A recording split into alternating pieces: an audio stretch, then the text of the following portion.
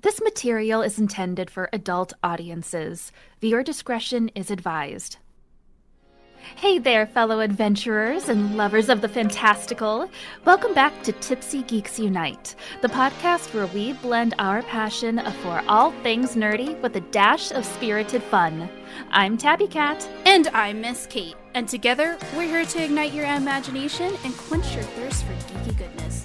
Whether you're a seasoned wizard in the realm of gaming, a connoisseur of animated epics, or just someone who loves a good story, you're in for a treat.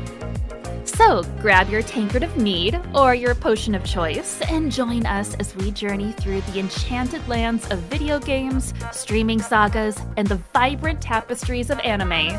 We're diving deep into the realms of adult fandom. From epic boss battles to the intricate plots of our favorite shows, we're here to dissect, discuss, and maybe disagree a little. But hey, that's all part of the adventure, right?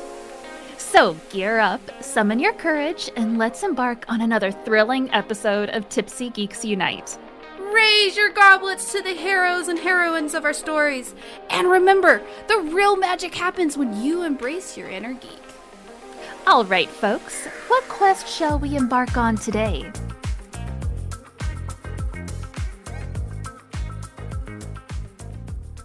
All right, Tabby. It's been a long time. And then a long time, I mean in a couple weeks. But we're going to be talking about Hades. Hades. Hades 1. Yeah, not the second one. It's not out yet. And I don't want to talk about Hades 2 yet. Not yet. Well, the full release isn't out yet. Yeah, I mean, we both played early access of Hades 2, but we're not ready to talk about it. Not ready. I've had a strange ride with Hades. Oh shit, we're gonna hear more about it. Yeah, I did too. It's weird. I have a lot of backstory to the whole experience with Hades, but before we jump in to Hades, Tabby, what are you drinking? So, for the last few days of streaming, I've just been like sipping on straight whiskey. Hell yeah! I'm just like sipping straight Evan Williams Kentucky bourbon whiskey. So nothing wrong. Nothing wrong with that. Sometimes just sipping. Yeah, as long as you're not chugging it, there's nothing wrong with that. Oh, and God, no. There's no reason. I mean, it's not bad to chug whiskey, but you know, I'm not gonna judge on how anyone drinks their drink as long as it makes you happy. It's like I got my 3 drinks. I got my water, I got my coffee, and I got my entire liter, like 1.75 liters of Evan Williams Kentucky bourbon whiskey. Hell yeah, dude, that's a good combo. And what are you drinking? So shockingly, I made an espresso. I don't drink coffee, but lately with work, I've been drinking espresso. I don't like coffee, but because I can make a small thing of espresso. And I put some Irish cream with my espresso because I just wanted to, I haven't touched the Baileys in a while, so yeah, that's what I'm drinking. So, no alcohol? Bailey's Irish cream has alcohol in it. Oh, okay. I missed that. Yeah. No, there's booze in it. It's just not hard. And espresso, you're getting fucked up. I had an espresso yesterday at like 4. Oh, and God. I was so fucking wired. Because I haven't been drinking my normal black tea every day. I've kind of just, and so I started having caffeine withdrawals. My head, I just was getting migraines. And someone's like, just make some caffeine. And so I was like, I bought espresso because I was gonna bake some brownies. And I just looked at it and I'm like, I can make like a shot of espresso and that'll do it. And some reason I decided to warm up some heavy cream in a pot, and then I put the espresso in there and I just mixed it, and I put a little bit of like sugar, and it tasted pretty all right. So this morning I was like, I'm gonna do the same thing, and I'm gonna use Bailey's because I noticed when I was like, what am I gonna drink today for the podcast? I don't want to have wine. It's like 11 a.m. I could have wine, but I don't want to. I don't want to sit there and fight the wine bottle. I don't want soju. I don't want whiskey. And then I saw the Baileys in the corner. I was like, I missed you. Hi, you've been so alone all these months. And so, my old friend. let's just pop this bottle out. So yeah, some good old Baileys. Someone told me that. So I was having a conversation with my chat. And somehow eggnog came up. And I was like, what is eggnog? I've never had eggnog. Because I don't like... funny enough, I love custards, but I hate eggs. With, like, I don't... Ever since I got COVID, eggs taste like fish to me. Like the fishy fish, not the good fish. So I can't stand eggs. And someone told me how they make eggnog and they use raw eggs. And I was like, I'm never going to have fucking eggnog again. Like, the idea of raw eggs is just... And so they were like, well, some people put Baileys in their eggnog. And I was just like... Oh, I didn't know that. I was like, why? I guess that's the combo. Because I thought that if you have eggnog, you would put something like brandy or rum. I haven't had, like, a lot of eggnog, so I'm not familiar with it a lot. It's just... When I looked up how eggnog's made, you can make it with raw eggs, or what you do is you warm up cream and you mix the eggs with it, being careful not to scramble them. It's kind of like in the process of making a custard in a sense, but you basically kind of pasteurize the eggs. But to me, custard, like, you bake and it cooks. I don't know. It's the same concept in its own right, but the thought of drinking eggnog... It's like you're just consuming milk and eggs. Both are which not my favorite things. So, because I asked them, what the fuck does eggnog taste like? They're like, Christmas. And I'm like, Christmas to me is... Christmas. Christmas to me tastes like gravy and a ham. Or like... That is interesting. What else is Christmas like? Mince pie or mulled wine is to me is Christmas, but I didn't think again, I don't know what eggnog tastes like, and now that I know how it's made, I'm just never gonna drink it. So I don't know. That's so interesting how you can just think of, like, I guess, a concept and just come up with different ideas of what it sounds or smells or tastes like to you. Someone told me that when they got COVID, cilantro tastes like TV static. And I'm like, what the fuck does TV static taste like? I can feel that with cilantro. I am not a cilantro person. I love cilantro. It tastes like soap to me. But also sometimes cilantro also has that, like, fuzzy, staticky feeling. I can get that. Staticky. I wish I liked it. Such an interesting concept to describe a food. Like, when my roommate will describe something with, like, a shape or a color in how it tastes, I'm like, what the fuck? But I find it fascinating too. Like, I can't even, like, I don't know what a color tastes like, but some people describe things that way, and it's, like, opened my mind to different ways of different descriptors, or I guess. I mean, red tastes like blood. That's the first thing that came to mind. Yes. Orange tastes like an orange. Yellow tastes like... But what is... Yellow tastes like pink or purple. Purple would be a blueberry. Pink? Dragon fruit? That's the first thing that comes to my mind. Green would be like broccoli. Yeah. And then brown would be dirt. You're helping me figure out this taste of color thing. I mean, this is the first thing that comes to mind, because I mean, I ate dirt as a kid. I was a fucking wild kid. I ate glue, lipstick, Play-Doh, you name it, as a kid. If I could put it in my mouth, I did. I was like a dog, you know. My mom was chasing me, get out of your mouth, and I'm just like, ah. Yellow's a hard one, because I mean, there's plenty of yellow foods, but when I think of yellow, I think of Play-Doh. I don't know why. Play-Doh in preschool, but it was blue Play-Doh, and it just tasted like salt. Yeah, it's very salty and kind of grainy. Oh my God. This is just the stream is eating weird things and Right? tasting colors. What's I ate another color? quarters. Quarters? I used to eat I ate pennies. quarters. Oh my gosh. I was a fucked up kid. Okay, if I had to say yellow, corn. Really? I would say banana.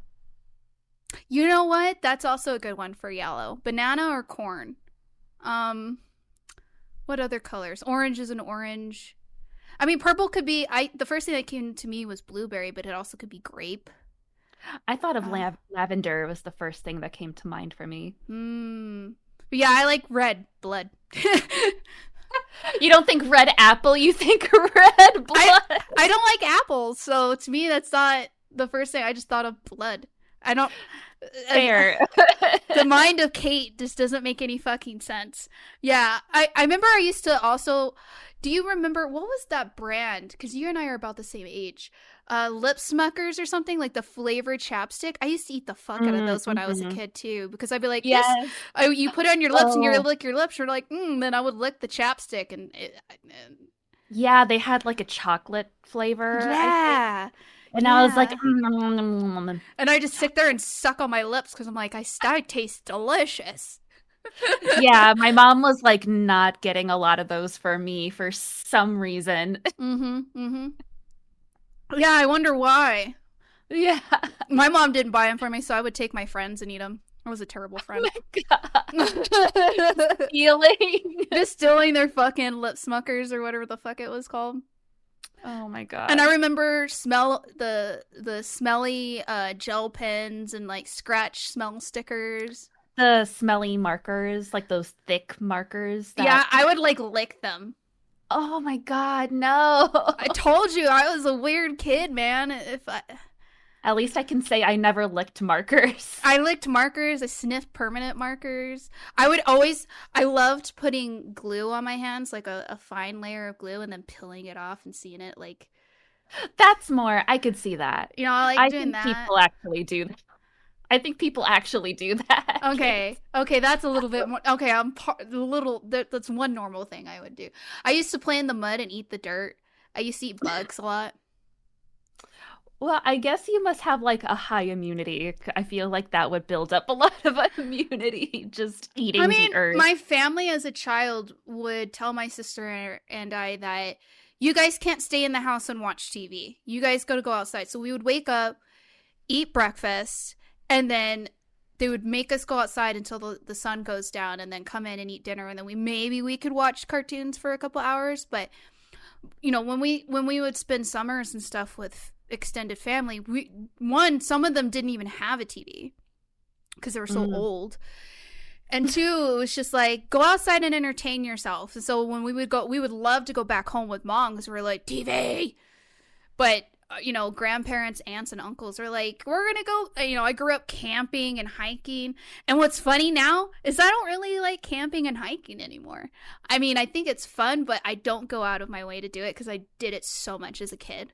But my sister and I they would give us old Tupperware, or, you know, we would just be out in the backyard for like 8 hours, you know, and we would have to entertain ourselves with the outdoors. So, you know, what did we do? Eat bugs, play in the mud, chase shit. I think the most, like, a lot of gifts we got, I remember fondly, is getting like bug capturing stuff. Like I had a butterfly net, and then we had like ant farm things, or like little insect carriers that, you know, you could catch. Yeah, I love those carriers. Yeah, so you would be sorry, go ahead. No, go ahead. I'd be like digging my mom loved to garden when we lived in Seattle, and I would be like looking under bushes and rocks for like pill bugs and all these bugs I would put in the little containers, and they would always die. Well, even if I put other stuff in with them. Yeah, and I mean, I love that stuff. We both wanted to be entomologists. You know, we lived in Georgia for a while, so we would catch like millipedes and stuff. But our family grew up we grew up gardening too. So, when we go to the mountains, we would catch tarantulas and stuff like that. But tarantulas. Yeah, my sister, it was funny. My mom was in the military, so we lived in Georgia, but we would spend the summers in New Mexico with our grandparents. And like I said, our grandparents, camping, gardening, we did all kinds of stuff. And we had these bug carriers that we carry around with us because we're like, let's see what we can catch this time. Because we didn't like ants or grasshoppers, and we felt bad catching butterflies because, they would die. And we're like, they're so pretty, and then they die. And it was like, they're, grandmother's like, you shouldn't catch butterflies, they're pollinators. And so we're like, well, what the fuck can we catch now, And my sister and I, when we would go camping, this is back when, like, you didn't have to go to a campground. You could just go to bumfuck wherever, as long as it was allowed. So we would drive the RV or take the tents out to some remote place in the mountains with our grandparents. And, they, like, give us, as long as you're staying in, like, eyesight radius, you guys could wander off. And we would bring our bug carriers with us. And my sister, I don't know where we were camping somewhere, and there was like these just like canyon, and my sister, I'm looking for bugs and stuff, and my sister just runs up and she just has her carrier and she's like, look at what I got, and it's a fucking tarantula, and I screamed because my God. I'm terrified of spiders. I would freak the fuck out. So she's like, don't tell Nana or Papa, but we're gonna take this back home. And so we camp. My sister's secretly taking care of this tarantula or whatever. And my Nana just somehow she figures it out because she's like, why is your sister like hovering like behind a tree or whatever? Oh. And she sees the tarantula, and my Nana's like kind of proud of her. She's just, she's like, oh yeah, this is this, and telling my sister's like, can I bring it home? And she's like, absolutely not. No. My papa hated bugs, and he's like, he's like, either that thing dies right now or you take it 5 miles from here and you set that thing free. And my sister was like kind of sad about it, and I was just like, thank God. No. Thank God, because I'm terrified of spiders. I don't like them. Like, I don't kill them unless they come near my pets or in my house. But if they're outside, I'm like, listen, you're in your hood, I'm in my hood. You stay there, I'll stay here. Mind your business. We're fine. But yeah, my sister was, she would pick up millipedes, and we didn't know that millipedes could be venomous. And my sister would just play with millipedes, and I was just like, my dumbass, I would catch bumblebees. I wouldn't keep them. Oh no. I would catch bumblebees, and then like I'd be like, oh, look at them, and then we would like put the carrier and like kick it over, like put the lid ajar, but like kind of kick it over and then run because you're gonna piss off a bee. Mm-hmm. But yeah, that shit. Like, I loved, like, I don't know if you remember like Scholastic book fairs when you were a kid, and they would have about being a kid. Fuck yeah, dude! And they would have like the bug stuff. I fucking loved that shit, dude. Mm-hmm. Why can't life be like that again? I know, it's can't capture that happiness again. No, man. Like, when I see... And we just go outside and, like, catch bugs, and, like, I would try to, like, dig moats for bugs and stuff, or, like, have a little bug spa. I don't know what I was doing. We used to... My Nana at our grandparents' house had, like, this shed carport thing. And my Nana, loved her, missed her to death.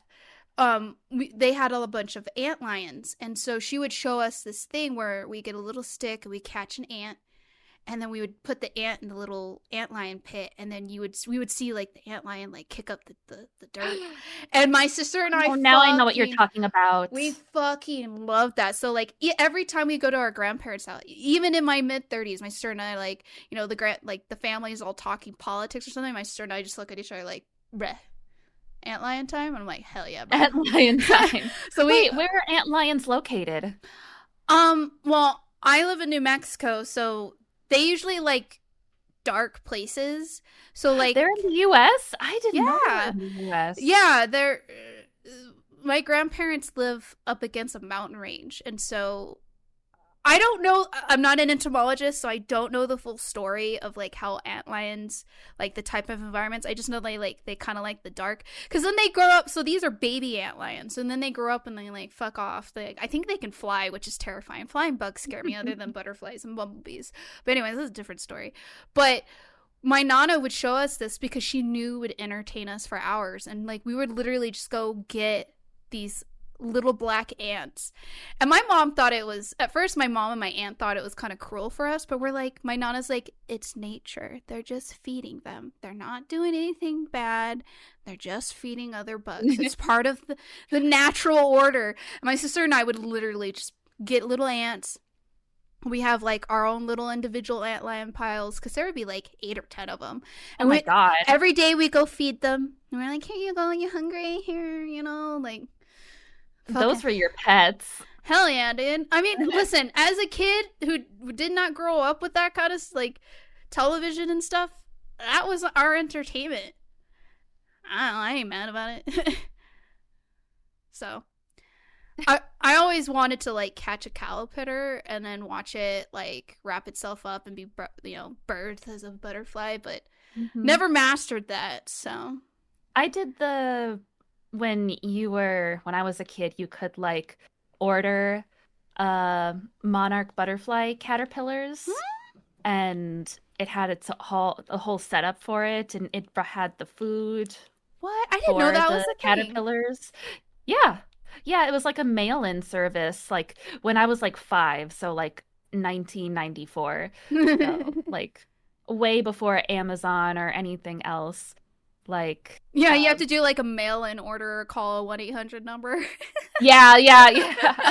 And yeah, I did it a few times with my mom, and it was really cool. And then at the end, when they finally come out from their pupas, then you can release the butterflies into the wild. Yeah, we used to want to do that. Fun. Yeah, we used to want to do that. And then when we go in the mountains, my nana would be like, now's about the time where cicadas come out from the ground and they make all their noises and they mate and then they die.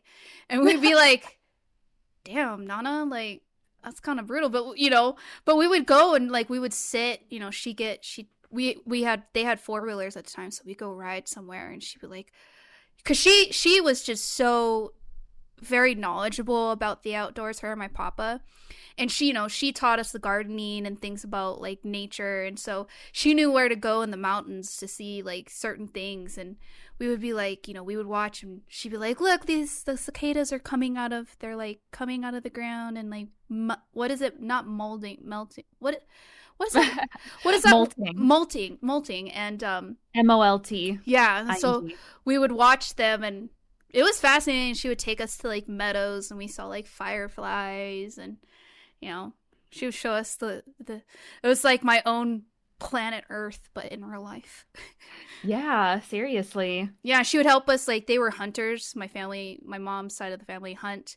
And so, when they keep the antlers or the skulls, my nana would help us, like, she would clean the gore so we didn't have to do it. But, she's like, let's like, you're 5, you clean the viscera. Yeah, and she's like, let's paint them because, she was, very close with a lot of the pueblos in the area, and so they would take the deer skins or the elk skins to make moccasins or like jackets and things like that, and they eat the meat and whatever, but like it was like a big deal. And so we would get these skulls and we would like decorate them, so we would paint them and then give them to somebody like the tribes and stuff, because that's so cool. Yeah, so I grew up doing shit like that. So like when people ask, Caitlin, why are you so morbid? And I'm like, I grew up with death.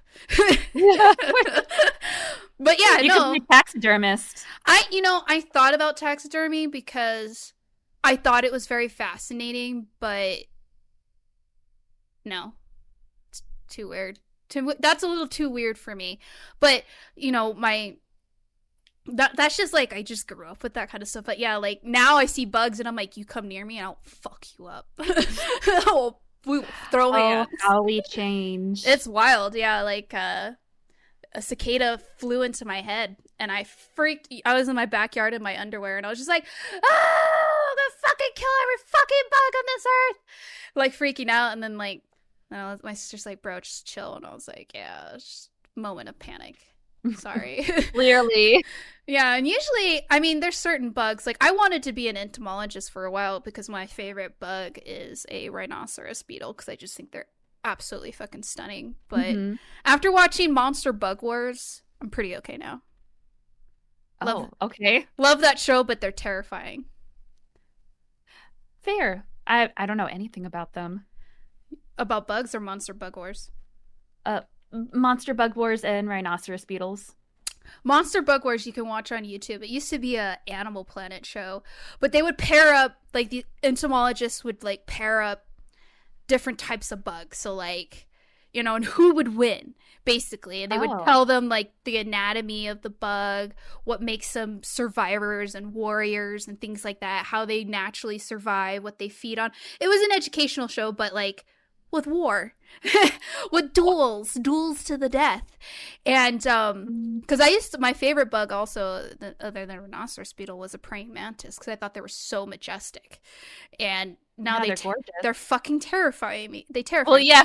Well, and I have like half of my backyard's covered in like 12-foot tall sunflowers, and there's tons of praying mantis that live on there, and I just see them. I'm like, hi, don't come near me, but you're cute, bye. So I don't mind, I don't mind them, but basically Monster Bug Wars, like, one time they put, like, what's the most dangerous spider from Australia? It's like a burrowing type of spider. Oh, like the funnel spider? Yeah, it's a funnel. It's like a funnel. Anyways, they paired it up against, like, some, like, wasp that lays its eggs, like a parasitic wasp that lays its eggs it paralyzes a spider and lays its eggs on it, and so that its young, when they're birthed, they eat the spider alive, basically. So they paired the funnel web spider. Yeah, so they paired that with like a funnel web spider, some type of big ass fucking spider that, Australia is just fucked when it comes to wildlife. Everything there will kill you.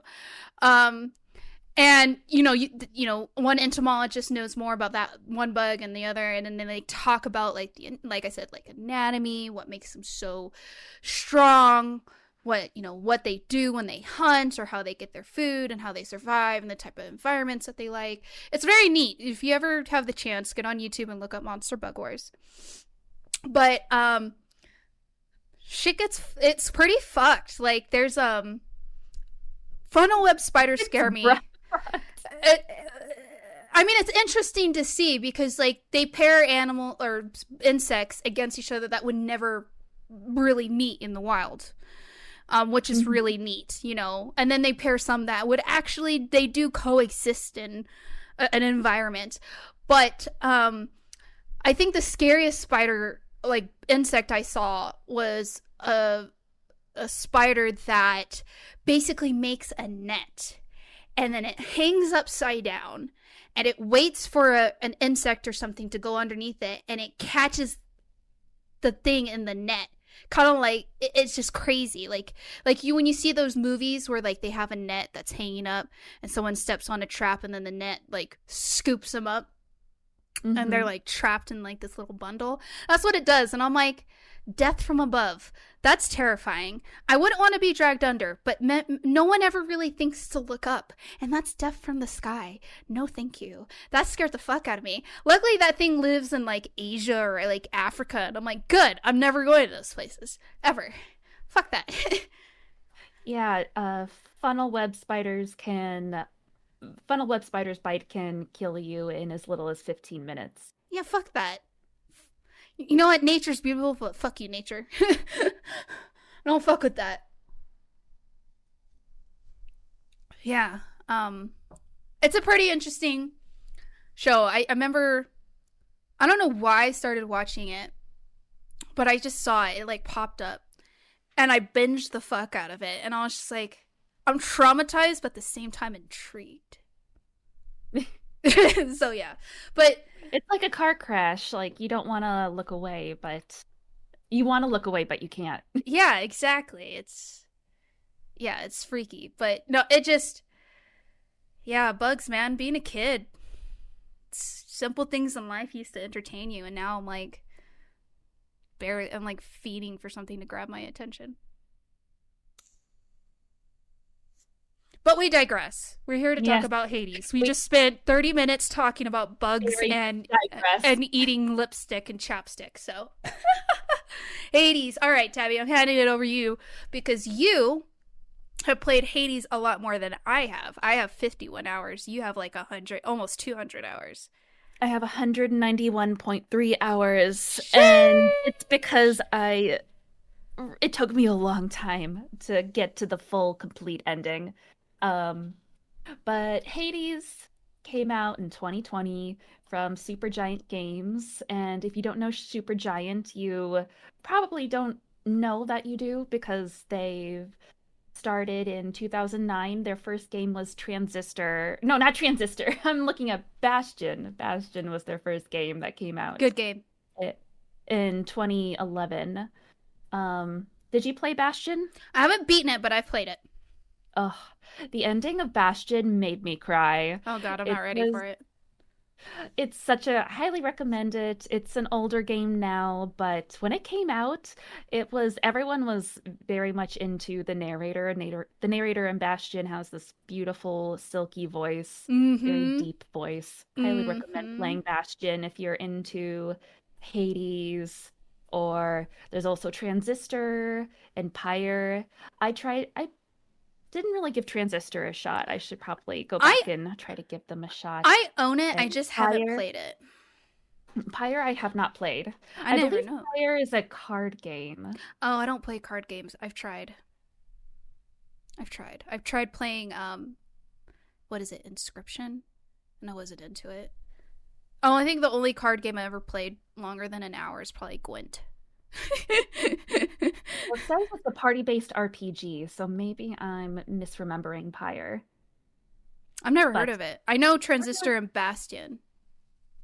Pyre is probably maybe their least known game, Hmm. but Hades came out in 2020, and to mass appeal, that was really like super popular game when it came out in 2020. Earned 50 plus Game of the Year awards, Shit. and obviously it's about Greek mythology in the underworld.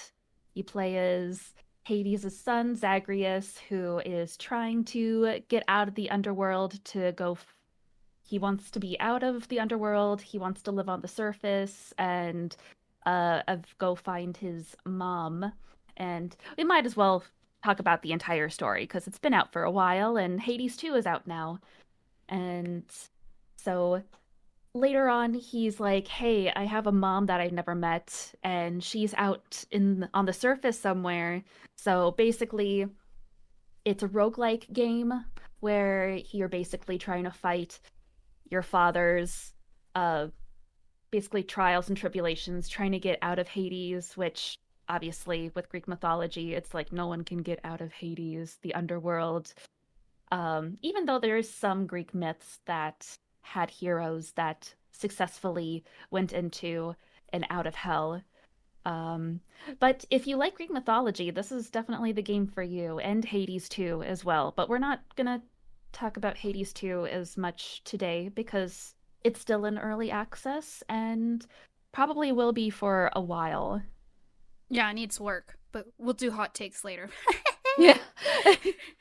I was like, oh, Kate, you have hot takes, and you were like, not for Hades 1, right? No, Hades 1 to me, I loved Greek mythology. I remember when I was in my undergrad, I would take electives and they would always be Greek mythology or historical, like I would do Western history courses in lieu of taking, because I had the option to take history courses to substitute for English, and I hated English classes. But I loved history classes because I love reading about history. So I would take Greek mythology or a Western or Eastern history class and like write essays on that, or take history courses on like ancient medicine. Because deep down, someday, if I'm ever reborn back in the past, I want to be an apothecary. I don't know. I like weird shit like that, mad scientists, alchemists, But I always loved Greek mythology because I remember in high school we had a slew of books to read for English, and it was like Beowulf, which is garbage, hot take. Animal Farm. The original story of Beowulf? Yeah, You don't yeah. No, I don't like what? Beowulf at all. And then you had to choose like Animal Farm, um, Kill a Mockingbird, Man of the Sea, or something, where you like the guy like fucking fights Moby Dick, and then the other one was Odysseus or the Odyssey, and I picked the Odyssey, and that's what really piqued my interest, and Odyssey is one of my favorite stories, and I just really liked. It's good. And I like the side stories. There's like, I forgot her name. It's a famous book. She has two famous books. She has Achilles and I'm sorry if I pronounce this wrong. I don't know Greek. It's either Circe or Circe or something like that. But Circe is like a side story of the Odyssey where she's a witch from, like, she's an abandoned like fairy or witch from, I want to say, Hades or something, like one of the Greek realms or whatever. And she lives on this island, and Odysseus, stumbles on her island, and she like has a romantic relationship, I think, with Hermes. Anyways, that's a side story in itself, but I have always liked Greek mythology, and I think the first game I played that had Greek mythology was Assassin's Creed Odyssey, but Hades actually popped on my radar because my best friend's like, you should play Hades. And I was like, what the fuck is that? And so I looked it up, and I was like, why would I play this? And she's like, she's all, the artwork's amazing, the music's great, the storytelling and the voice acting is phenomenal. She's like, it's a really good game. And this is actually my first roguelike game. I've never played a roguelike game before. So, yeah. And no quarrels against Hades. No hot takes. I think it's very well done. So, sorry, listeners, but no hot takes for this particular game. Well, there you go from Kate. I'll behave. Yeah. Unlike last time where I was like, naughty, with Delicious in Dungeon. Oh, yeah, I had some people from your community who were like, damn, Caitlin, and I was like... Really? Yeah, they're like, how could you compare Shadowheart to Marcel? And I'm like... You listen to the podcast, so there's your explanation. They're like, they're not the same. And I'm like, it's the concept, brother. It's the concept. They are not the same. As I clutch my Marcel body.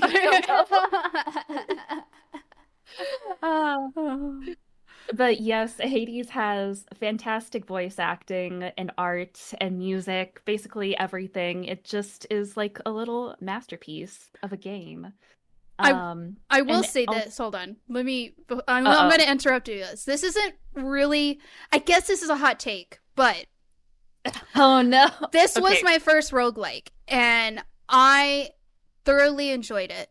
And it ruined other roguelike games for me because the second roguelike game I ever played was Returnal. And I fucking hate Returnal.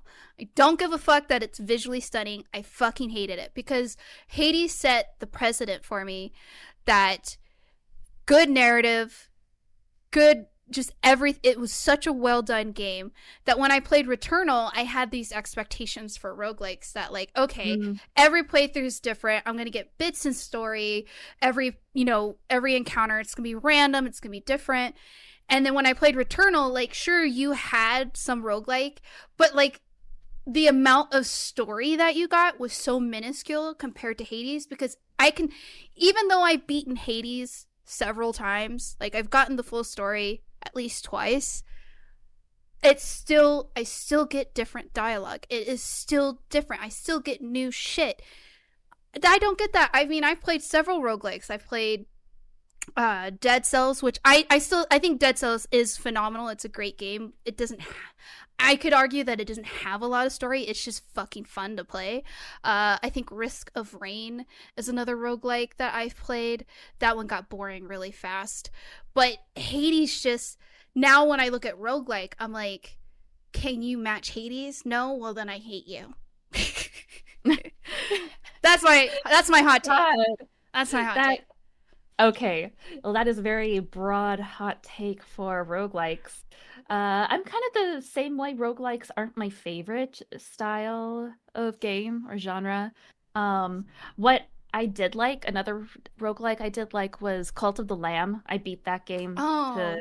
it's highly recommend Cult of the Lamb. It's not like it's very like the story is very upfront. Mm. Like there's not a lot of like intricate storytelling to it, but they are constantly adding like DLCs and stuff I for more didn't content, which is great because it's a very popular game for a reason. I didn't But know Cult of the Lamb was a roguelike. I thought it was like Stardew yeah, Valley where like you build up like it's a a mix. It's a mix. Oh. Where you're building your own cult while also it's a roguelike, because you have to go fight enemies in order to save people that join your cult.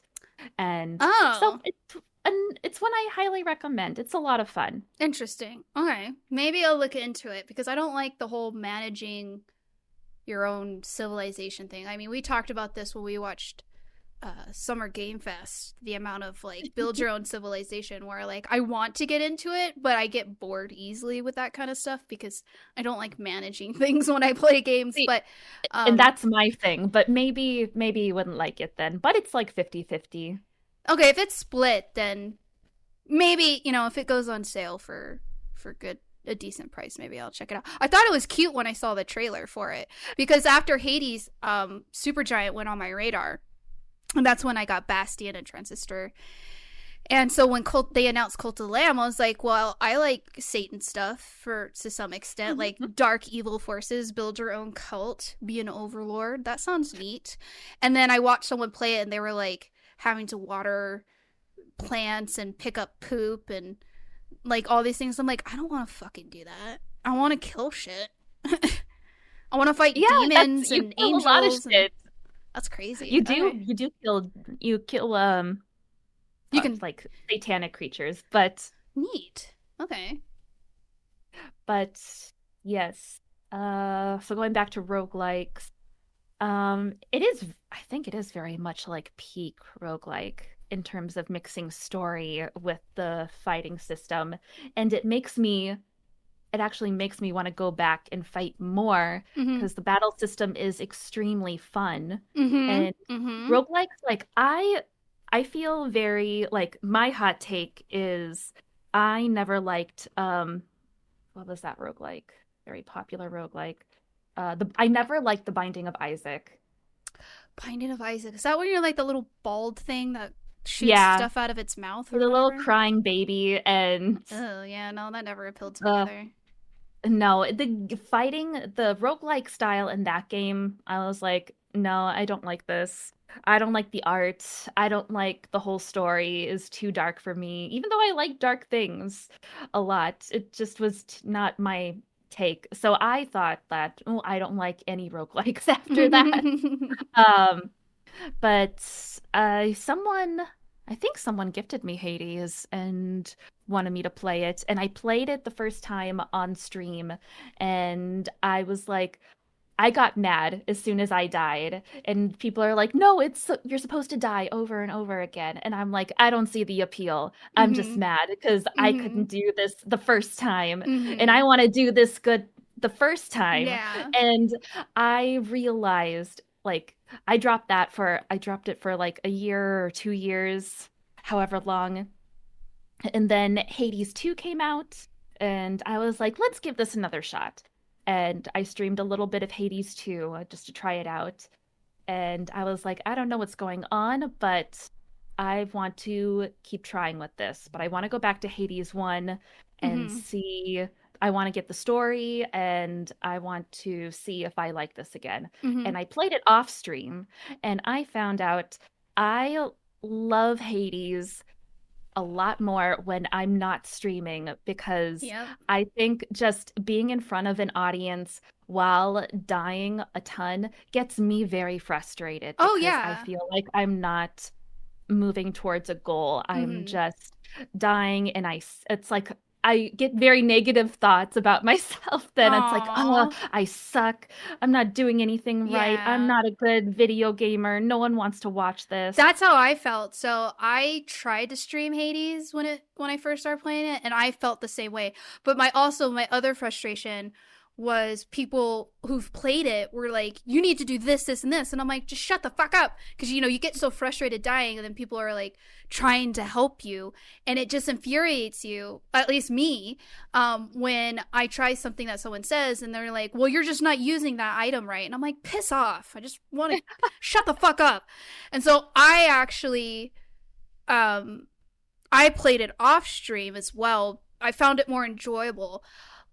Because I could sit there and then I could take my time with it. I was able to really like, okay, let me play with these weapons or these, different types of buffs, or let me figure out, is going into the door with healing better than the one that upgrades your the gift that you get from the gods, or should I fight this boss, or should I go this path? Because when I started playing this game, I told everyone this is my first roguelike.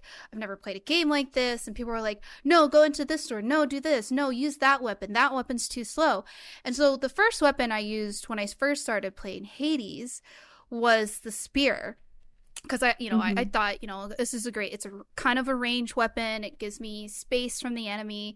But I realized that it was kind of slow. And I'm a fast-paced combat kind of person. I don't like things that are slow.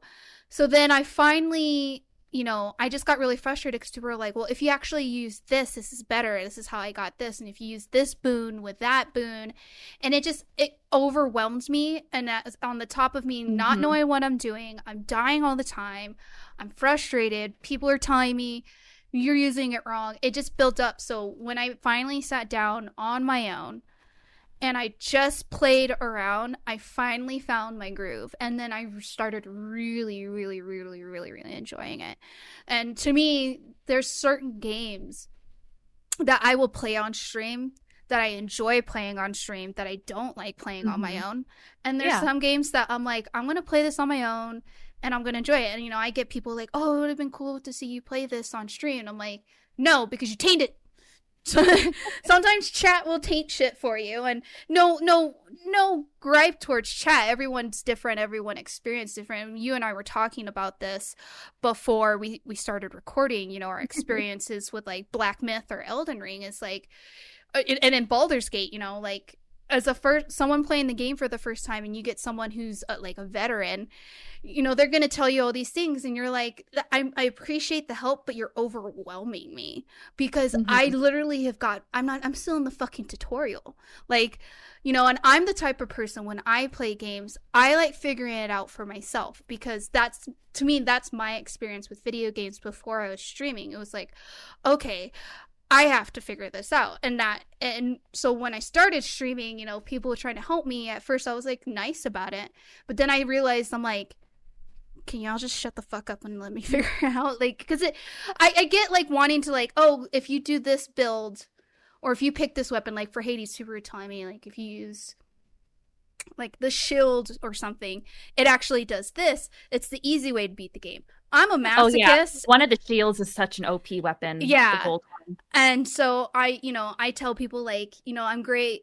That's great, but maybe I don't want to play this on easy mode because when I stream, I want to entertain. So I like making a cinematic experience. I'm not trying to find the easy way out of the game because I feel like if I find an easy way out of the game, I don't really like it.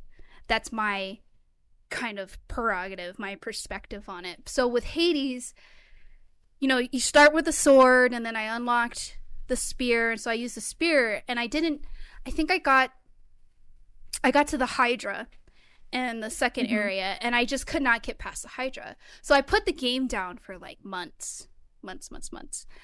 And then finally, an ex-boyfriend was like, I want to watch you play Hades because he got addicted to Hades. And so he's like, can I give you tips? Like, I know how you play games.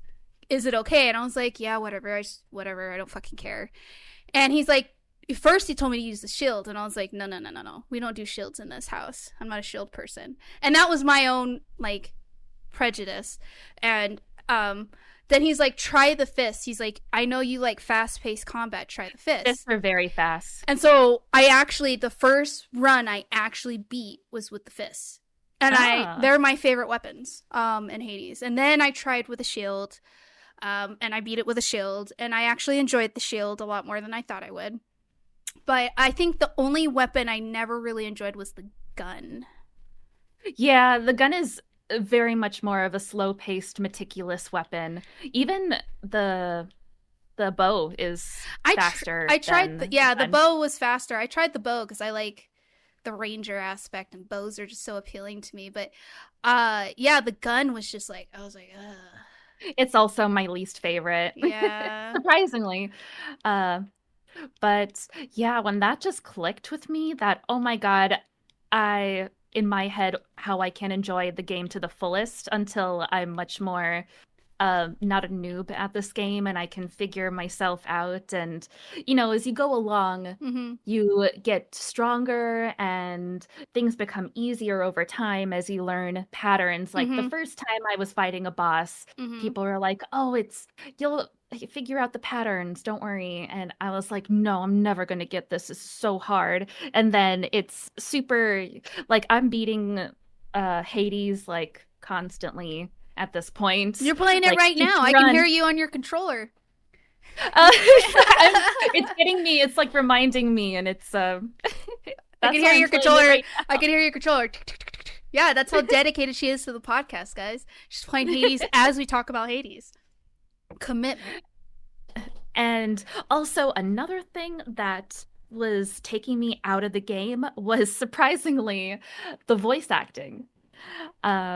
Because it makes sense, but my roommate is obsessed with Hades, and they had a fixation on Hades for a while, which helped me out like with this game because she would give me a lot of tips when I would ask her things, what she would recommend. And I told them, like, I had a hard time getting into the voice acting because it's very like monotone for a lot of the characters is very monotone, and that's because, well, we're in the underworld, duh. Like, they're very quiet and soft, or they're very like not very emotive in their voice acting, and that got to me at first. I'm like, oh my God, can we please have some emotion in how we talk? But I got used to it. It's just I had to not learn to enjoy. That's kind of ridiculous to say, but I learned to appreciate the voice acting after a while. And the voice acting is wonderful. Like, I am not trying to rag on the voice actors. It's just the setting and the characters that obviously would have these lower, more dulcet tones to their voice. Yeah, they're in Hades. And they're not happy. They're not always happy, yeah. And they're gods, or they're not mortals. Heroes. They're like, yeah, they're like, some of them, like the Olympians, they have more of a bravado mostly to the voice, especially the male characters, like Zeus, obviously, or Poseidon. They're more like jovial and happy, and then Hades is like, grumpy ass man. I hate myself. Well, he doesn't hate himself, but whatever. Yeah. But I learned I wish I could have appreciated it sooner, because this has become like a comfort game for me. Like, at the end of the day, I'll like to relax. It's very fun and soothing to just like go brain dead and just like play a run of Hades and I want to get like all of the special boons and have all of the gods effects. Like, I want to 100% this game, and I'm close. I'm not there yet, but I'm almost there. But it really grew to be one of my favorite games, and I had a whole journey to get here. And that's like kind of the beauty of some things, like bringing up Baldur's Gate again. I got Baldur's Gate years ago, Baldur's Gate 3, and I never played the early access because I was like, I've never played a game like this. Like, what the fuck? And people were like, it's an amazing game. And then it finally released, and then I played it, and I was like, oh, fuck. Why didn't I play Yeah, this in right? early access? What the fuck is wrong with Right? me? And that's kind of, that's why I felt about Hades was when I played it and I got frustrated and I put it down, I was just like, fuck this game. And then I went back to it and I was like, fuck. You're such a dick, Kate. Like, this is a great game, but I think I also know. I think it's also just based on, your mood and your setting, because there's some games that I absolutely loved when I first played them, and if I play them now, I'm like, ugh. And then there's games that have just been rotting in my library that I'm like, I don't think I'll ever play them. And then I played them and I'm like, holy shit, this is great. Why did it take me so fucking long to get to this? And it's just really mindset, I think. Mm-hmm. So, no, Hades, back to the voice acting, to me, I thought it was great. I thought the different characters with their different types of talking and was really appealing. But what really appealed to me after experiencing like Returnal and other roguelike games was like how they built the narrative. I really, every time you talk to any type of NPC, it was different dialogue, and the more you interacted with them, you would see more of the story. And to me, that's what kept me playing, because I get tired of playing the same shit over and over and over again. But I never got tired of Hades. Like, sure, I did get tired of fighting the Hydra. The Hydra's my least favorite. But, when you get the different Furies, your different interactions with, what's his name? Is it Perseus or Theseus? And you fight the bull. That was really nice. Mysterious Yeah. and Megara. Like it's like, how do I explain this? It's like each run you get a little extra story, like you said, and it's not going to be the same each time, because each time you beat a run of Hades, or if you die, then you come back to the hub world and you're learning more about the characters, and there's other character quests, and you might be talking to characters while in the dungeon part of the game too. And oh my god, just finding and getting Persephone is so long. Which is the end game, is getting Persephone, your mother, back to the underworld. And then after, well, first you meet Persephone, then there's another quest about getting Persephone back to the underworld with Hades and you. And then you're all trying to say, okay, now how do we tell the rest of our family on Olympus that Persephone is here? Because there's like a whole family misunderstanding. And so it's basically like a 3-part ending, where depending on where you want to stop with the game, I suppose it's a like the complete 100% ending would be when you're okay with the whole family again, and Persephone is back in the underworld. But there's multiple points where you could stop at that ending. Yeah, I kept going until Persephone was back, and like she makes up with Hades, and then you keep going, and she keeps asking you like, how are my plants and things like that. And I think after that, when like she's like, I'm comfortable here, you and your father are working things out, I was like, okay, I'm done. Because I did like over 100 something runs, and at that point I was like, I got what I wanted out of it. And it wasn't until you started playing it, and then I talked to one of my friends who played the ever living fuck out of Hades as well, that I didn't realize you could romance people in the fucking game. Yes. So I thought about going back to do some of the romance, but I will let Hades sit for a while, because I fear that if I start playing Hades again, I won't play Hades 2 when it comes out. So I'm just like, I'm gonna let it cook, I'm gonna let it sit, and then I'll go back to Hades. And plus my attention's elsewhere right now, but that's a different story. But yeah, no, I really liked the little bits and pieces as well that you get when you die, or you get when you go through the dungeon, when you interact with certain environments or things like that. And like the different dialogue you get when like you have the option to choose a boon where you pick one god or the other, and then you get jealous, or things like that. I always avoided those because I'm like, I don't want you guys to hate each other or hate me. So Yeah, no, I really enjoyed how Hades really built a narrative. And the thing is they did it so well that, like I said at the beginning, I can't fault this game. There's really nothing bad about this game. I thoroughly enjoyed it. Yeah, you die a lot, and I had to put it in God mode to finally not feel frustrated. But once I got the hang of it, I took it out of God mode, and I was able to beat it hands down almost first try every single time. And to me, it was just really enjoyable to play a roguelike that actually held my attention because, like I said, I've tried several different roguelikes and none of them hold my attention for longer than a couple hours. Like, I love Dead Cells, but that game is hard, for one. And two, I get tired of it after a couple hours just because, the stories, if there's a story there, it's very fucking slow.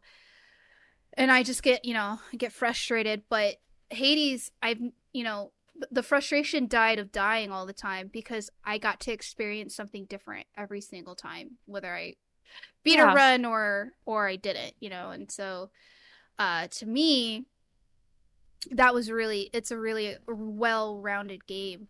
And that kind of leads to my next statement, that ties in with another podcast episode we did, the Summer Game Fest one. You and I were watching it together, and all these different Greek mythology roguelikes are coming out. And I remember making a comment to you saying, like, that's really nice that people jump on that bandwagon of, like, okay, Hades was successful, let us get on that. But I already had the bias of, like, it's not going to be as good as Hades because I'm going to compare. And, there's, and that's the thing, excuse me, we like to saturate the market, like FromSoft created Dark Souls, and then people started making Souls-like, and then now we judge Souls-like if they're like good, like they're different or they do better than FromSoft. And it's the same thing now with like shooters or RPGs. Like now so many different RPGs, ARPGs are going to be compared to like Baldur's Gate, like, things like that. And it's the same thing with Hades now with roguelikes. Like, are you going to be able to compare it to Hades? And when I see these game trailers, and they're using Greek mythology, sure, they may be using different Greek mythology characters, but you're using the roguelike aspect, and some of them even try to kind of copy the way Hades shows the character interaction. Like, you get the art of the god or whatever, and then you have the dialogue boxes, and I'm like, your art is great, but people are going to compare it, and and I'm going to be one of those people, like, okay, so you got inspired by Hades, that's fantastic that a game can do that, but are you going to be able to do something different and maybe even a little bit better? And if you don't, you're going to fail, and that's going to suck. And this is, I guess this might be a hot take, but I feel like if I'm going to create a game, am I going to create a game that's inspired by a game that's won how many awards, that has such a huge reputation? Probably not. That's a big shoes to fill, and I just feel that studios or developers or what have you, whoever comes up with these projects, is like, what was the first thing in your mind? You saw how well Hades did, and now you want to jump on that bandwagon because people are going to be like, I need more Hades. It's like, you just disclaimer, you're gonna be compared to Hades, so good luck. Yeah, luckily, myths like Greek myths there's so many characters and so many stories in Greek mythology. Luckily, it's easy to be loosely interpreted and sort of twisted. Yeah. So hopefully, maybe they can do something new with it and take it on in their own style. I mean, I wish them all the best, but I hope that they have that disclaimer, That's disclaimer at the beginning of the game. Because like I've played, we're not trying to copy Hades. I've gotten off the bandwagon. Like I got the bandwagon with a couple games that I played, where I'm like, okay, I'm gonna play this game because it's like the one I just fucking suck sunk a lot of hours in, and then I play it and I'm massively fucking disappointed. And that a lot of it comes to Souls-like games. I that's one of my biggest genres is Souls-like games. And so I've had thousands of hours in FromSoft games, and then I'll dive into Souls-like games. So one game, I played that Souls-like. Well, people say it's like a mix of Souls-like and Diablo is Neo. I absolutely love the Neo trio. Two of my favorite games of all time. It was greatly done. People have gripes about it, but it is what it is. And then another Souls-like game that came out that I played was called Dimesia. I fucking hated it. I put 2 hours into it and I was like, okay, no thanks. This is awful. And then like what Code Vein came out, Weeby stuff. I love Weeb stuff, and I played it. It was horrible, and it's a Souls-like game. I didn't like it. I mean, I beat it because it was gifted to me, and I was already so many hours in. I fucking don't recommend that game to anybody. Don't recommend Code Vein. But then Liza P came out, and I enjoyed Liza P a lot, thoroughly, like a lot. So, I mean, there's some. I think there's going to be some hits and there's going to be some misses. So yeah, and so Hades, like I said, really, I think roguelikes. When people think of roguelikes, they think of like Binding of Isaac. I mean, that was the first roguelike I really knew until I discovered the other ones. And it really was topped off and was uber popular. Uber popular. Yeah, and then Hades came out and changed my perspective on roguelikes. And then I played a lot of bad roguelikes after that. So waiting for a new roguelike to come out that I really enjoy next, other than Hades. Well, you could try Cult of the Lamb. Maybe. We'll see. I'll probably watch more gameplay of it to see if it's my cup of tea. Because it's got the farm, the sort of like the cult building aspect that might kill me, but we'll see. It might break that barrier that I have to those types of games. Because I do build up barriers to a lot of games where I'm like, I didn't like it before. Why would I like it now? It's like same with roguelikes. Like, why would I play Hades? Roguelikes never caught my attention. Why would it now? Mm-hmm. So, yeah, sorry, go ahead. No, I'm done with my rant. I'm done. Okay. And oh my goodness, the art is beautiful. We have many hot people. And same with Hades 2. Like, I've been seeing a lot of discourse about Hades 2 on Twitter, but we'll not talk about that. And I didn't even realize until like 100 hours in when I saw the credits. I finally saw the credits roll. I don't think I beat the game until 100 hours in. But Logan Cunningham is like carrying the voice cast in this game. He is voicing Hades and the narrator, and he voices Achilles and Asterius the bull. Holy shit. And Charon, which is a lot of and Poseidon. Oh shit. And I think that's it. Wait, how many characters is that? It's like 6. 1, 2, 3, 4, 5, 6. Yeah, you're right. Holy shit. And Darren Korb, the voice of Zagreus, also voiced Skelly, which I was like, it's like so out of left field. What the fuck? I did not expect that. And he also does the singing voice for Orpheus, which is like what the fuck?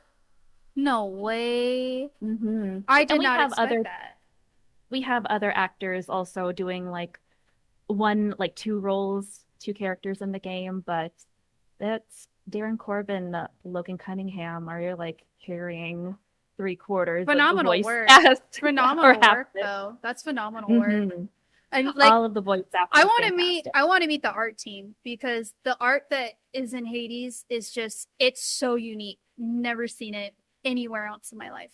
It's gorgeous. It's perfection. It's so well done. just love it so much. That was the first thing that appealed to me with the game was the art style. Mm-hmm. And Hades 2 also has beautiful art. I don't know if it's the same team, but they also, for Cerberus, each head has its own voice actor. And Aww. each head is voiced by a different dog. Best So boy. Of it next to it Oliver. doesn't say which head is who, but it's voiced. Cerberus cute. is voiced by Solo, Regis, Higgins. Oh, I think Higgins passed away during Aww. recording, and Marzipan.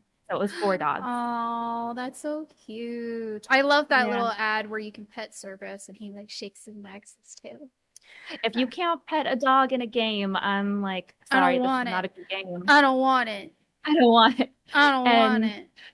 Apparently, so Supergiant did an AMA about Hades a while ago, like a year, not a year ago, like 4 years ago, Mm-hmm. where they said that it's because every time, like even I don't even know how many runs of Hades I've done, but each time, I swear, until very recently, and I'm 191 hours in, they like characters haven't repeated lines until No. very recently. Yeah, until you get so much into the game that they start repeating, and that's basically where I got to the point where I'm like, okay, I've heard this line before. Okay, It's like Hades, you're finally repeating what you're saying. Holy shit. Like yeah. there's something unique every time, and it shows more personality of the characters. Mm-hmm. So even if you're dying, you're still like getting rewarded for your time in the game, I feel like. Which for a roguelike noob like me, that makes me want to keep going is the characters. Yeah, and so back to the hotness. can I just say? Yeah, do your thing. Do your thing before we get into that hot topic. Woohoo! Yeah. So the AMA said that there's around 1 million unique lines of dialogue in the game. What the fuck? And it took around 3.5 years to collect all that dialogue. Holy fuck. Yeah, it's so much. Holy shit. Like, I wonder how many lines are in Baldur's Gate 3 to compare. Might have to Google that. Yeah. When we do another Baldur's Gate, which I'm still waiting for you to do your version. I know. I want to do the Shadowheart cosplay when I do that, and I don't have the money right now. It's fair. It's fair. How many lines are in Baldur's Gate 3? Because each time they update, it'll change. The big update comes out this month. Woo-hoo. Okay, so I have statistics apparently that I just Googled. Starfield, so it'll get into Baldur's Gate. Starfield has over 250,000 spoken dialogue. So not including any of the dialogue options you pick for your character. Larian said that Baldur's Gate 3 script has around 1.9 million words total, including your character's options. Well, that's words. Okay, still, That's but not. Larian originally announced that the early access for Baldur's Gate 3 had around 46,000 lines of dialogue, but that was in 2023, so it's definitely more than that now. Definitely not as much as Hades, though. Definitely not. 2 million lines of dialogue were recorded, according to Google. Okay, 2 million lines for Baldur's Gate 3. Whew! But I mean, if you're comparing like a game that's not as complex as Baldur's Gate 3, I mean, that's crazy. That is. And that's, to me, dedication to a game that you're making. In my opinion. Yeah. And I don't feel like, at least not Bastion, I don't know about the others, but I think Supergiant really knew what they were doing. They cooked. Obviously. They cooked. They knew that they were working hard for this game and it paid off. It cooked, man. And then, it paid off. Like Baldur's Gate, cooked, paid off. Like Black Myth, Wukong, cooked, paid off. You know, I will make this statement now. We'll talk more about it in another episode, but I was trying, convincing my best friend to play Black Myth because she just beat Sekiro for the first time. And she's like, I saw you playing Wukong. Like, what do you think? And I was like, it is the first game in a long time Nothing against Larian, but again, Black Myth is the first game that on release I had no fucking performance issues whatsoever. It's a complete fucking game. It's good. I enjoy it. It holds my attention. And like, I remember buying games back in the day where when you bought them, they were done and they ran well and they were great.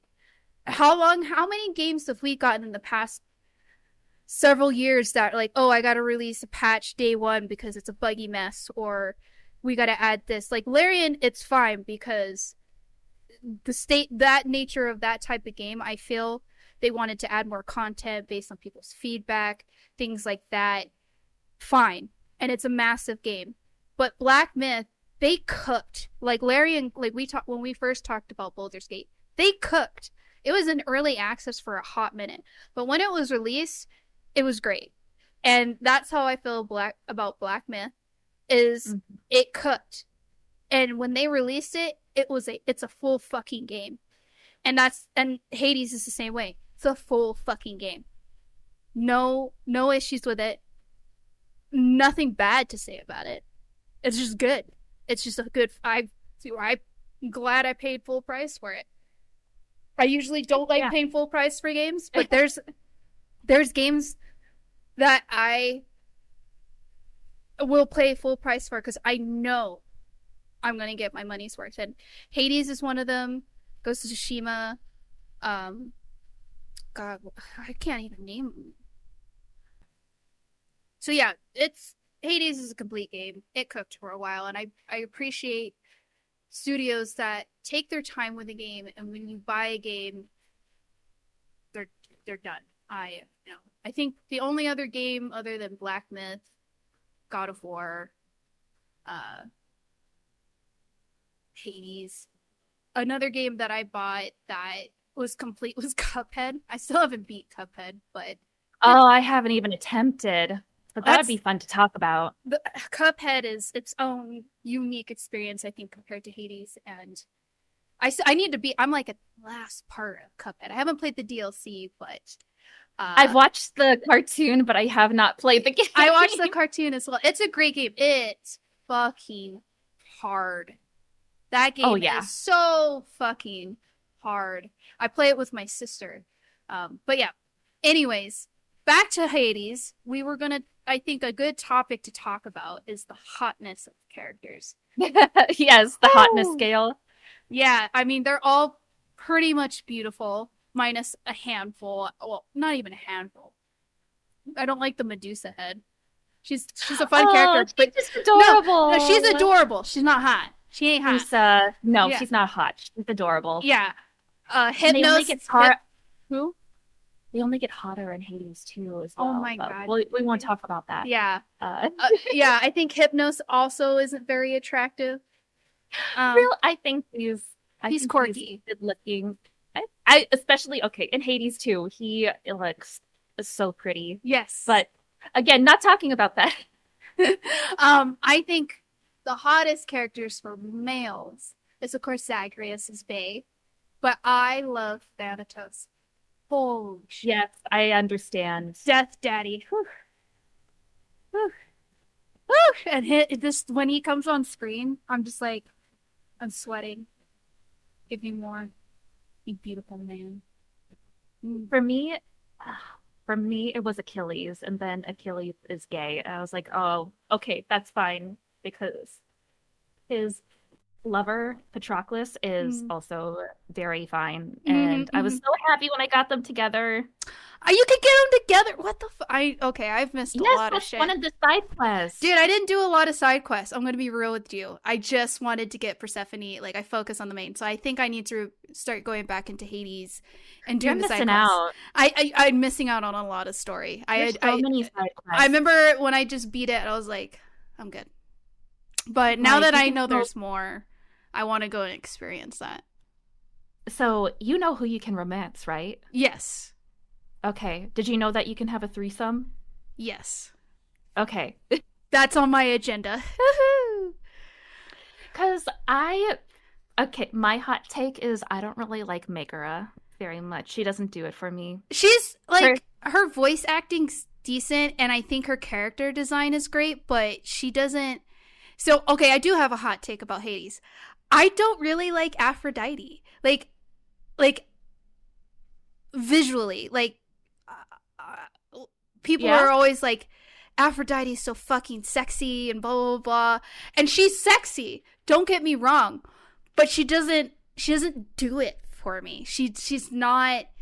She doesn't appeal to me. I think she's over sexualized, and I mean it's because she's Aphrodite. Let's just be honest. But I think Meg is a more of appealing female character than Aphrodite. Mm-hmm. That's my thing.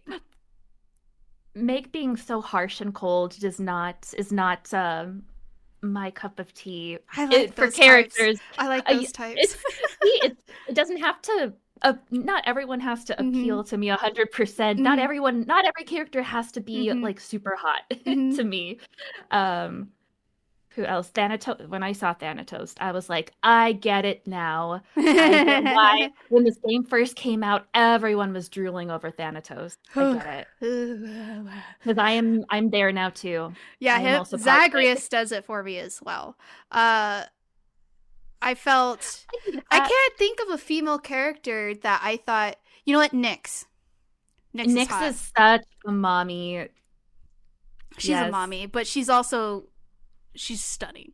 I will say that. I think she is the most beautiful female character. And I'm not saying like I would bang. Like I just think she's very beautiful. Like Aphrodite, I was like, okay, she's pretty, but whatever. Meg, I was like, okay. And that was it. Like I think those are the only female characters that I was like, I really like Athena. I think Athena's gorgeous. Oh no! No.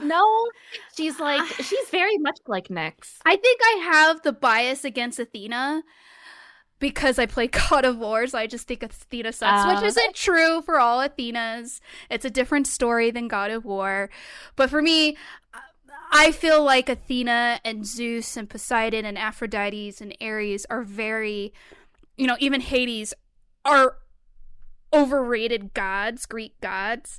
Mm-hmm. That's why, we'll talk more about Hades 2 when it comes out. That's why I have an appreciation for Hades 2 because of the other kind of godlike individuals in that game are very underrepresented. So that's my appreciation for Hades 2, so we'll talk about that.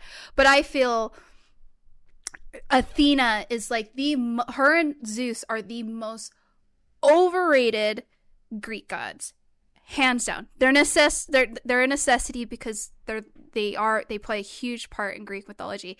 But I'm not a huge fan of Athena. Like the way she is in Hades it fits the narrative to a T. But Athena to me is very lackluster. Like every time, like Athena's boons are great. I use her deflecting shit. Oh yeah, I love her. That's how it gets me out of the.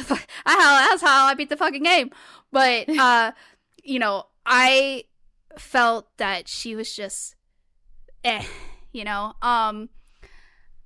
Same thing with Aphrodite. I'm just like, okay, I know all about you and you're whatever. I appreciate Aphrodite's boons more now than I did in early part of the game. I still don't. They're okay, but they're not.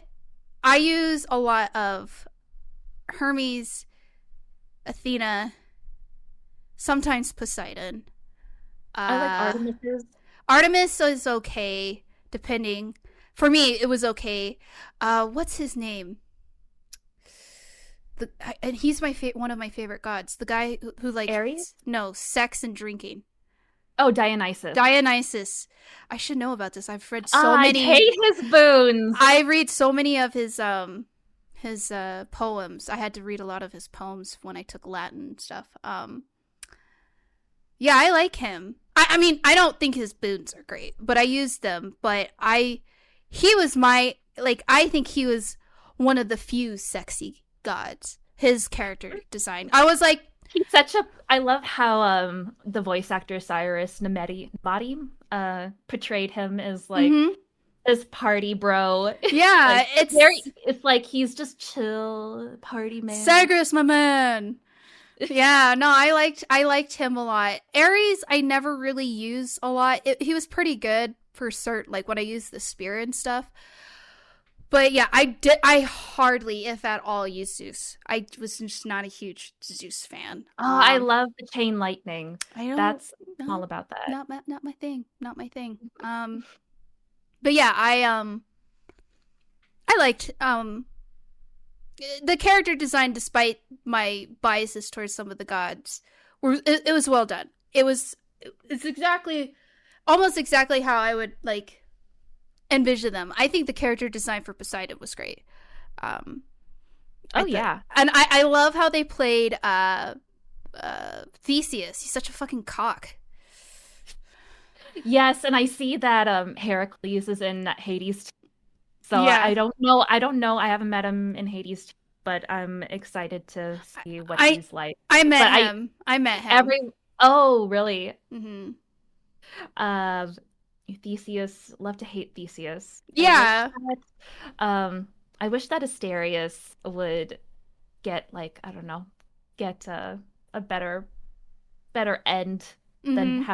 having to be with Theseus. Yeah. No, I agree. Because he's such a interesting character to Yeah, I meet. want to learn more about him. Yeah. Who else is there that I There's really? Eurydice. I'm trying to think. Eurydice and Orpheus. Yeah, I like them, but they were kind of like, to me. They were nice, like breath of fresh air compared, like after reading the gods over and over. I loved what they did with Persephone. Really? I really. Usually, Persephone is supposed to be like, she's beautiful, and I mean, not saying she's not beautiful, but you could tell that she's aged along with Hades, right? But I liked when you see when I've seen Persephone portrayed, she hates Hades, she's very jealous, she's kind of like, fuck the gods, which to be fair, her situation, fuck the gods. But the way they portrayed Persephone and Hades, I felt she's very motherly, like Nyx, and she's very, she's trying to see the good in things, and yeah, she's level-headed. Mm-hmm. She's able to lead, and Mm-hmm. she's a good foil to Hades, Yeah. and they make a good couple. And I'm just like, and now kiss. Like, I just want more scenes with them together, being like a super adorable couple.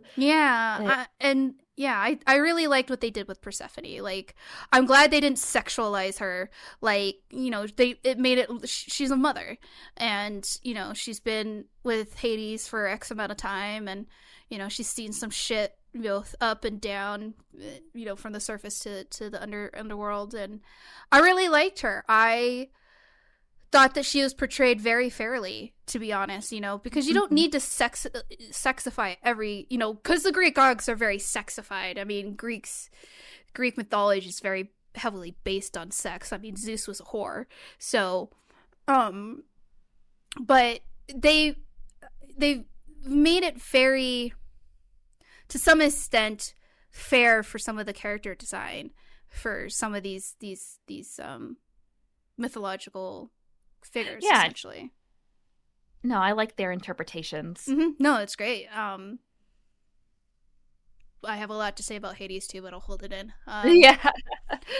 What and I just really appreciated like how they portrayed the underworld, how it's viewed, how you see the different perspectives of people who live in Hades versus the Olympians who, don't go into Hades, and how the different perspectives are like, oh, Hades must be hell, but which figuratively it is, but some people who live in Hades, they like it. It's nice, and it would be better if Hades himself wasn't such a fucking cunt, but you realize why he's a cunt, but yeah, and it has the different sections of of the underworld where like the heroes go to what's it called? I have Elysium. Elysium, yes. The heroes go to Elysium and they're eternally fighting each other, and they're basically to make my area. I keep forgetting that name. That's Asphodel? Asphodel? Yeah, asphodel. And then you have basically like four parts. I thought Asphodel is my least aesthetically pleasing Hmm. area, but I didn't mind fighting there. I think Elysium's beautiful, but I fucking hate the enemies in Elysium. Those Oh, stupid butterfly balls. oh my God, it's my most hated enemy is the butterfly Fuck balls. the butterfly ball, dude. Fuck those things. I also hate the little warriors that when you beat them, they turn into that eye. And you have to beat the eye up Yeah. before they get to another. I fucking hate this. I also hate the chariots. I hate all the enemies in Elysium. They're absolute trash. Like, great design, don't get me wrong. But whenever time I get to Elysium, I'm just like, Yeah, it's a tough area. I gotta get through this quick. I fucking hate this place. And if you have the mini boss, that's the giant butterfly ball. It's like, oh, Jesus Christ, gotta Oh get through my this as quick as possible. fucking hate that ball, bro. And I also don't particularly like the enemies and the part where you're right before getting to the top where you're trying to find the bag of Hmm. food for Cerberus. I hate those rats and I hate those are they like goats or something that shoot poison? I The fucking satyrs, the yeah. satyr Oh, I fuck those hate things. Fuck those things, bro.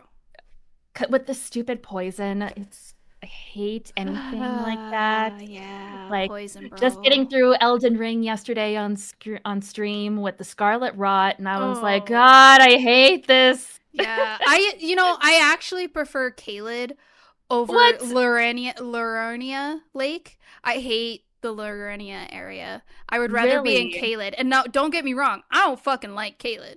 I don't fucking like Caelid, but I don't like Lurania Lake. I fucking every time I have to go there, I'm like, get this over and done with. This place is garbage. I like my favorite area in Elden Ring is the capital before you turn it ashened Hmm. because it's just very pretty, all the gold leaves and stuff. Anyways, but yeah, I can't stand. I think the first area the first area for Hades, I don't mind the enemies. I don't mind the environment. It's fine. It doesn't bug me. I get frustrated in Asphodel because of the fire. The But magma I don't ticks me off. I don't mind the enemies in the area too. Like I said, I think the only boss I don't like in Hades very much is just the Hydra's annoying. Um, but Elysium, you make my blood boil. You're so pretty, but you're fucking such ass. Uh, I think the hardest boss in that game, of course, is Hades. Dude, Oh yeah. fucking claps me. But When I, oh my God, when I beat Hades, I was like, yes, I did it. And then he gets back up, and I was like, I texted phase my two, roommate. baby. I was like, there's a second phase. I was so pissed. I wanted to throw my controller. Oh, Oh, that's happened. That happened to me the first time I finally got to Hades. And I beat his first phase, and I was like, thank fuck. And I put my controller there, and he gets up, and I was like, no, not like this. No, this is fucking bullshit. So now, after playing so much Dark Souls and stuff, I'm like, I hold on to my controller. I'm like, are you gonna trick me? yeah. Is there a second phase? All right, you're dead. Okay. Oh, sheesh. Yeah, that Hades with the second phase just. And then that fight though, it's a good fight, but fucking Yeah, now Christ, it's dude. so much easier now. Things get easier if you keep going. Yeah, exactly. Yeah, no, Hades is like I said, it's well done. I get bored fighting the Hydra, but it's whatever to me. I I don't mind the Hydra at all, but I don't like fighting Theseus that much because he just talks too much shit, and I'm like, I'm gonna beat the fuck out oh, of you, bro. I used And to then hate you're gonna Theseus. cry, and you're gonna cry like a little bitch that you are, Theseus, because you're a little fucking cunt. And so now, at first I fucking hated Theseus, and now when I like see him, I'm like, I'm gonna beat that ass, boy. Yep, every time now. And then when I beat him, he's like, what? And I'm like, sit down, you It's like we do stupid. this every time, man. Like, are you new? Yep. Yeah. So, but yeah, I think it's such a well. There's like I said, I can't really fault it. Like, there's some things I really don't enjoy, but it doesn't mean I don't like it. It's just because I've done it so many times that it's, it's like there's fights in Baldur's Gate where I'm like, oh god, fucking goddamn it, I got this fight, but I get through it. Yeah, but it doesn't mean the game's terrible. But yeah, no. I mean, I have my favorites in Hades, and then I have my non-favorites. So yeah, not everything is going to be at the same level of enjoyment. And I'm glad too that they didn't release DLC for Hades. Like, they're like, this is it. It's a lot of content. It is. Over 1 million lines? Yeah. People still stream Hades because it's a favorite amongst like the speedrunning community, and there's so many ways to play depending on your play style. It really doesn't need DLC. It's one of the games, honestly. And Supergiant Games started working on Hades 2 in 2021, and Hades 1 released in 2020. Like, they started a year after Hades came out, so they were working on the next game almost immediately. And I don't want to say I have high expectations for Hades 2. I've played the early access. But I can already tell, for right now, I know my thoughts will change and I'm keeping an open mind, but for Hades 2, I'm keeping an open mind to see if I like it more than Hades 1. And before anyone says no, it's not because you have to play as a female character. I usually don't like playing as female characters, but it's not because of that. I'm just concerned about the way the story is gonna develop. So, but it's still a mystery. I only beat Hades 2 once. I beat it once. I did one full complete run, and I put it down. I was like, okay, I'm not gonna exhaust this because I want the full game to come out, because there's some mechanics in Hades 2 that I actually don't enjoy at all, that I wish they get rid of. So I'm hoping that also Supergiant with Hades 2 follows in Hades' footsteps with the no DLC. Like, there's so much content in the game itself that you don't need DLC, because I enjoy games that don't need DLC. I don't think Supergiant has ever done a DLC in one of their games. No, they did with Cult of the Lamb. Cult of the Lamb isn't Supergiant. I thought it was. No. What? Never mind. No, Cult of the Lamb is... I mess up. What? Supergiant. No, I think you're right. All the Supergiant games, I've only played 3. Well, I own 3. Well, 4 now if you count. The developer for Cult of the Lamb is Massive Monster. Ah, okay. I think you're right. With Supergiant, it's Bastion, Pyre, Transistor, Hades 2. Yeah, none of them have DLC, which is good, because as much as I like added content, I don't need more. I like Shadow of the Erdtree. I played it, but I really don't think Elden Ring needed any more. I haven't started playing it yet, so I can't say. Yeah, and I've only played like 2 hours or so of Hades 2, so I don't have it for that either. Yeah, I mean, maybe we'll talk. I don't know if we should talk about Shadow of the Erdtree once you get there. To me, well, I'll save my hot takes for the hot take episode about Shadow of the Erdtree. I don't want to ruin Hades. I'm working on it.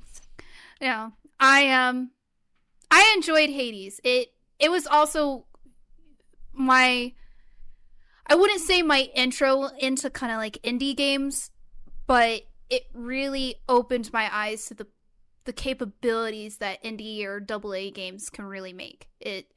That I don't have to always play AAA games, and I really, really, really, really appreciated that aspect as well, because I do get tired of paying $60-$70 for games.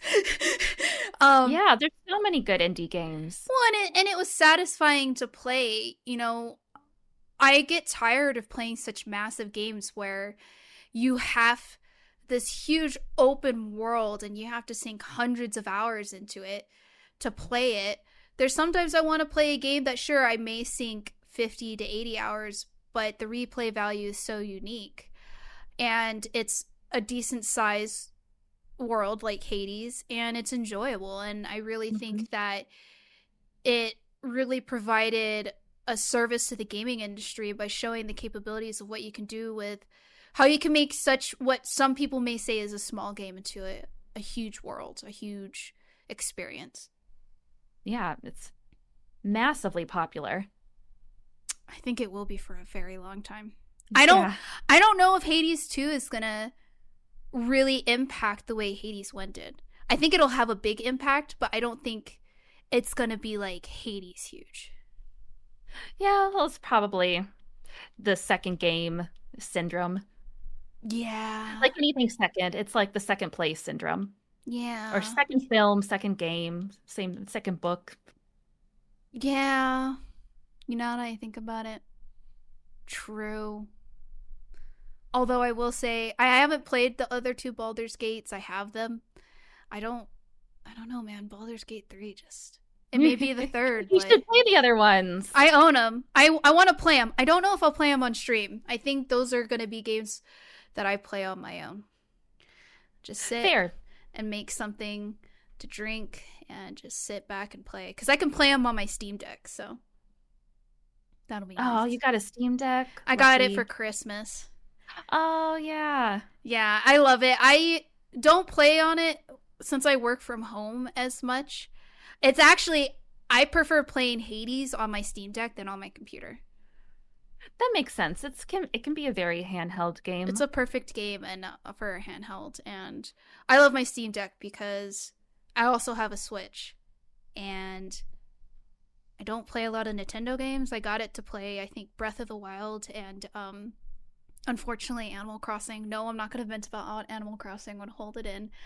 And Fire Emblem, which I love JRPGs, but I like being able to play not the majority of my PC games, but a lot of my PC games, because that's my biggest catalog on my Steam Deck, and I can play it on my TV as well. So no, I love the Steam Deck, even though its battery life is shit. It's pretty nice. Oh no. I mean, when I ran like I ran Baldur's Gate Divinity Original Sin 2 on my Steam Deck, and it lasted like a couple hours because it's just like, if it's like a huge game, it like blasts your fucking battery life. So that makes sense. Yeah, but Hades, I played. That's how I was. I don't know what it is, but when I was playing Hades 2 on my PC, I struggled. And so finally, I downloaded it on my Steam Deck and I laid in bed, and I got my run right away. And I was like, the fuck is this? I don't know. Maybe it's a mental thing. Who knows? But I look forward to playing Hades 2, despite some of my just hot takes I have for the early access. But again, it's in early access. Maybe they make changes or they add things to it that improve my experience. This is personal. But I look forward to playing it. Even if it's the second game syndrome, I have hopes for it because Supergiant has done such a great job with its game development. And I like I said, I look forward to playing on full release whenever the fuck it comes out. And you know what? I'm not mad that it's not fully out. I'm glad they did early access to get feedback, because since they're making a second one compared to the huge success of Hades 1, they got to up the ante, and I hope they cook. They also haven't ever done a sequel game before. This is their first time. Yeah. So it'll be interesting how it comes out completely. Yeah, I was kind of, when they announced Hades 2 and you play as a female character, I was like, shocking. That's shocking. They've had female protags in their games before. No, not before, but I was just like, interesting. Who is this? Who is she? Melanie. I can't fucking say her name. It's pronounced strange, but we'll just call her Mel. I don't know how I feel about her. Again, we'll talk about that later. But I was very intrigued. I was like, okay, so second Hades is with a female. I knew she was the daughter. So I was just like, how are they going to tie that in? So, but we'll save that for Hades 2, but I'm intrigued, and I also want to see how the audience takes Hades 2. How are they going to receive it compared to Hades 1? I'm really interested in that. Because like you said, it's their first sequel. So what's going to happen? Yeah, all I hear about is people complain about like the character art for whatever reasons. People on Twitter get mad about everything. So character art? What the fuck do they have to say about character art? Like, inform me of this. We don't need to talk about that now. We can talk about that later. Okay, better remember that. Write it down. Put it on a Post-it note. Oh yeah, it'll easily be rememberable. It's ridiculous. See, I use Twitter to look at husbando waifu art, and I don't read like updated news from like studios or anything. You do all of that. Twitter's just for me to look at pretty men. Well, I wouldn't say the complaints of like people getting butthurt about Aphrodite not looking sexy enough is she's naked and she has hair covering her nipples. What else do you want her to wear? She looks too masculine.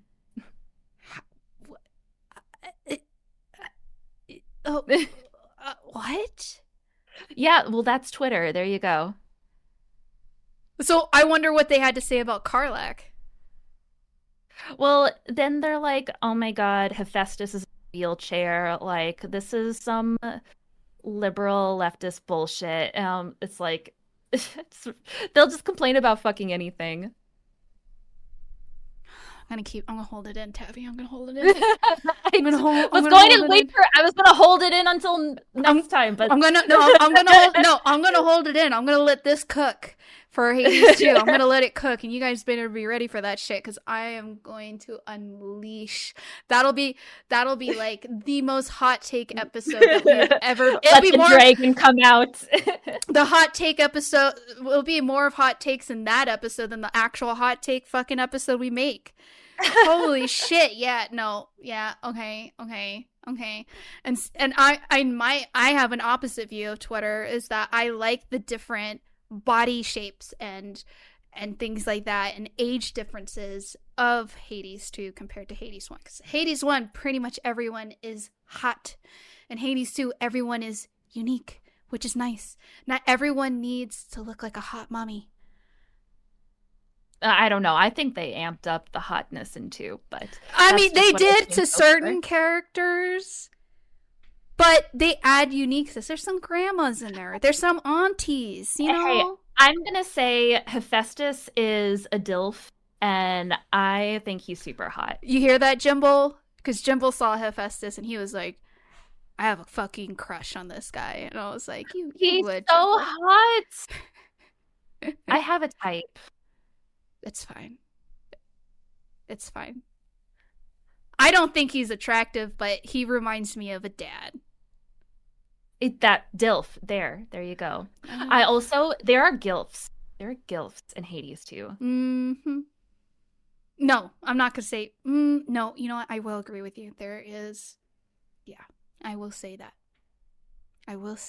I'll agree. I'll agree with you on that, Tabby. Yay, agreeing. Cool. Is there anything else you want to talk about Hades? I think that's it for me. Yeah, that's it for me before we get sucked into talk about Hades too. All right, guys. Thank you for hanging out with our discussion about bugs and Hades. We'll see you guys in the next episode. What a journey. Thank you so much for tuning in to another tipsy and geeky adventure with Tipsy Geeks Unite. We hope you had as much fun as we did. Absolutely. And remember, you can catch our episodes not only on your favorite podcast platforms, but also on YouTube. That's right. We're now streaming our episodes on YouTube. Make sure you subscribe to our channel and hit the notification bell to stay updated with our latest episodes. Make sure to join us bi-weekly. A new episode drops every other week in our quest, promising a continuous dose of excitement and nerdiness just for you. For an extra dose of geekiness, check out the show notes for links to our individual Twitch channels. You can catch us individually streaming a variety of video games, and we'd love to have you join us. Thanks for geeking out with us, and until next time, stay tipsy and keep on geeking. Keep your dice rolling high and your critical hits frequent. Until our next quest, my gaming comrades, cheers.